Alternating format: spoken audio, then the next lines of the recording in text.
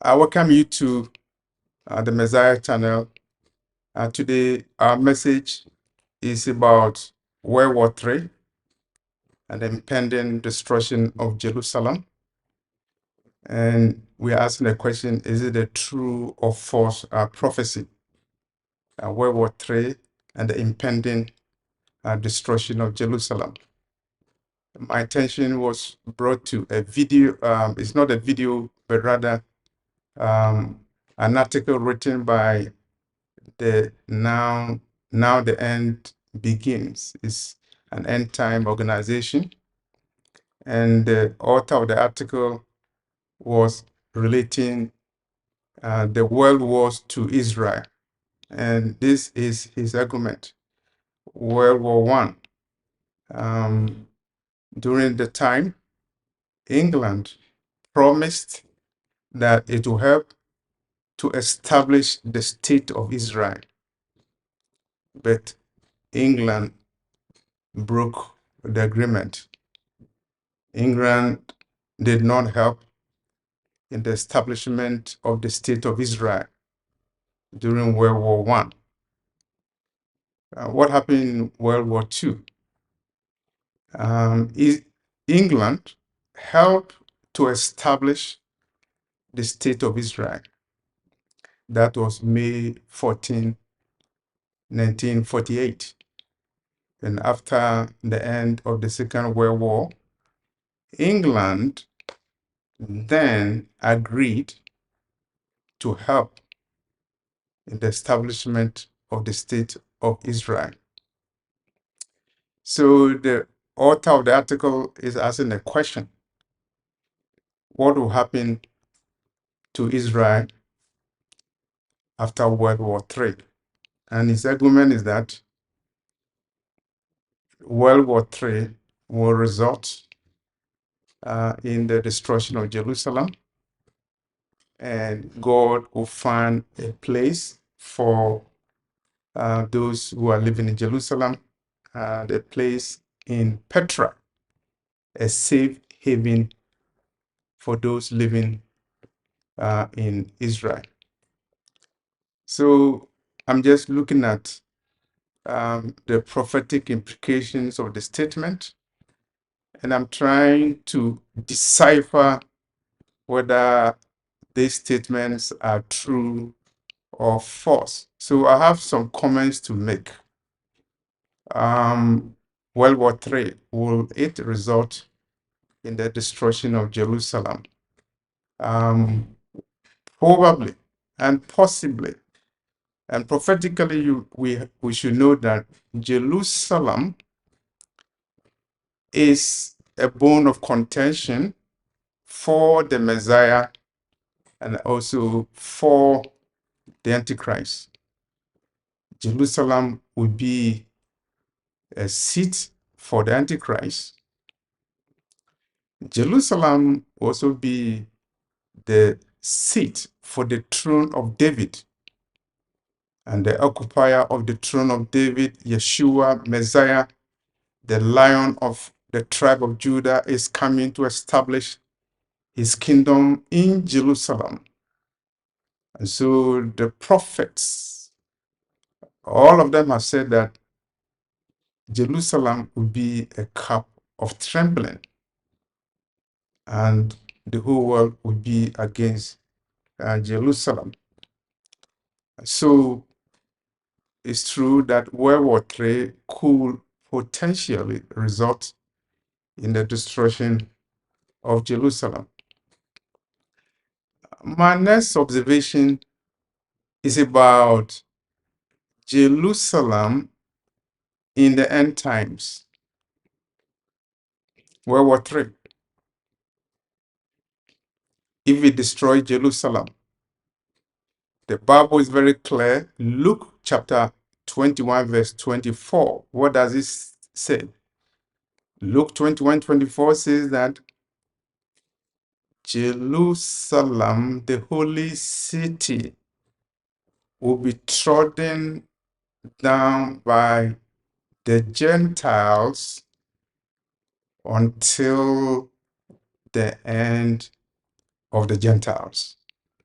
So that prophecy in Luke 21:24 is giving us how Jerusalem will be like in the end times.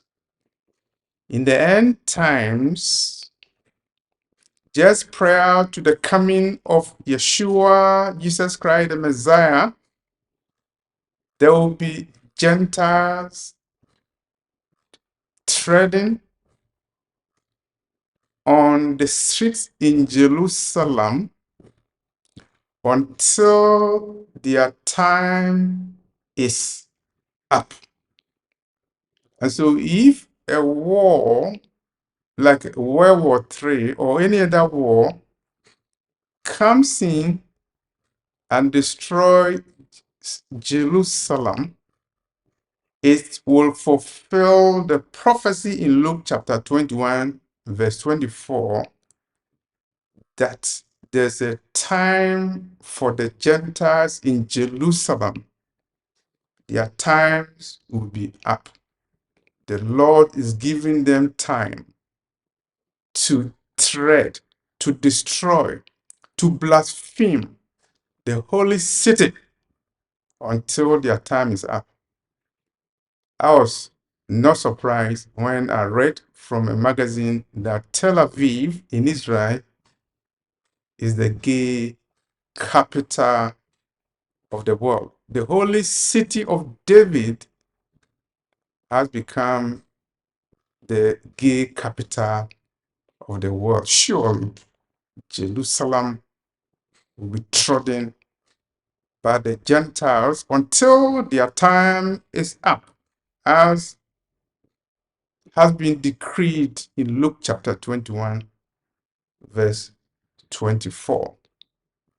The article in the Now the End Time Begins says that World War III would result in the destruction of Jerusalem, and Jerusalem, the residents will flee to a safe place in Petra. I beg to differ from that. The assumption is that the people of God have already been gathered, and I beg to differ because, as he said, the author of the article, as he said that Britain promised to establish the state of Israel after World War I, but Britain broke the promise. Is it a political leader who is going to establish the state of Israel, or is it God himself? Surely the British agreed to establish the state of Israel. As you are aware, they wanted to establish the state of Israel in Uganda, in East Africa. But later on, they decided to establish it in Palestine through the Balfour Declaration, as you are aware, and the state of Israel was established in 1948. The assumption is that the Hebrews have been regathered. And for you to look at the falsehood in this prophecy, you go to Deuteronomy chapter 28, verse 68, where the Lord told Moses that his people, the children of Jacob, will be scattered over the world, and they will be sent into Egypt again in ships. Who were sent into Egypt again in ships. And if you look at Isaiah chapter 11, verse 11, it is prophesied that the Messiah, the root of Jesse, Yeshua, he will gather the outcasts of Israel, the scattered of Judah from all the four corners of the earth.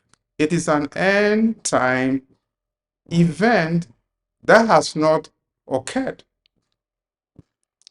And so if somebody is saying that World War III will result in the destruction of Jerusalem and the residents in Jerusalem will be sent to Petra, I disagree with that prediction. I disagree with that theory. The truth of the matter is that so many people do not understand end time prophecy, or their understanding has been distorted and they are confused. In fact, they go on the premise that the children of God have already been regarded, citing the case or the Balfour Declaration of 1948. But as you can see from this article I just quoted, it was Britain that promised to establish the state of Israel. They didn't do it after World War I, but they decided to do it after World War II. And they even wanted to establish the state of Israel in Africa, in Uganda, before finally they agreed to establish it in Palestine as they did. And so World War III, will it result in the destruction of Jerusalem? Probably. But does it mean that the children of God have already been regarded in Israel? No, because if you look at Deuteronomy chapter 28, verse 68, you should find out the group of people who fit that prophecy about the scattering of the children of God. And if you look at Isaiah chapter 11, verse 11, you should know where those people who are scattered, where they will be gathered or regathered from. And your conclusion will be that the scattered of the children of Judah are still scattered in the four corners of the earth.